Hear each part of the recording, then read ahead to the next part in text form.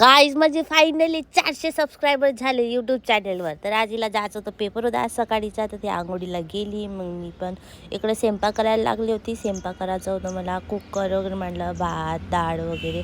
मग मोठी आली. मोठी आई म्हणते काव्य तुझं म्हणते हे जेव्हा म्हणलं तेव्हा म्हणलं लाईक कर म्हणलं माझ्या यूट्यूब चॅनलला.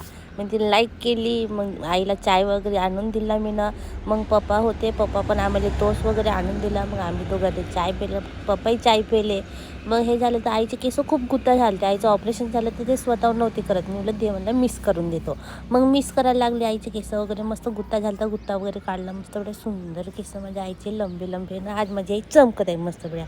अगर जर तुम्हाला असं करायचं असेल तर मला कॉन्टॅक्ट करा. मग गाय आली, मला पण करून दे म्हणजे केस. तिला केसच नव्हते. मग आईला गोळी दिला, पाणी दिला. मग खुशीच्या घरची टी व्ही पाहत होती बाहेर ऊन खात खात. मग मी शॉपमध्ये गेली. आज पण मला खूप लेट झाला. मग चाबी, मोबाईल, चष्मा सगळंच घेऊन गेली. मग माझ्यानं काही खुलतच नव्हता. मग मी आर्यनला बोलवली. मग आर्यनला खोलून दे रे म्हणलं.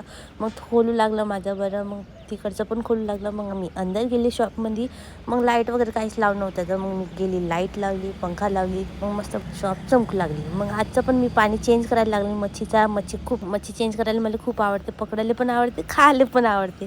आणि मग मी पाणी वगैरे चेंज केला. मग मच्छीला दाणे टाकली. त्यांना खूप भूक लागते, तर मग मला पण भूक लागते. मग मी पण घरी गेली जेवण करायसाठी.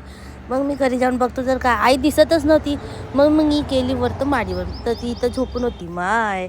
मग आईचे टाके वगैरे बघितलं, खूपच भयानक. मग मी वॅक्स करायसाठी गेली, अंडरआर्म केली नाही, हे काकू करून देते मस्त बढिया. मग मी गेली शॉपमध्ये पुन्हा. मग नखं कापायला लागली, नखं कापली. मग माझे पप्पा वगैरे होते, आमलेट बनवले होते त्यांनी.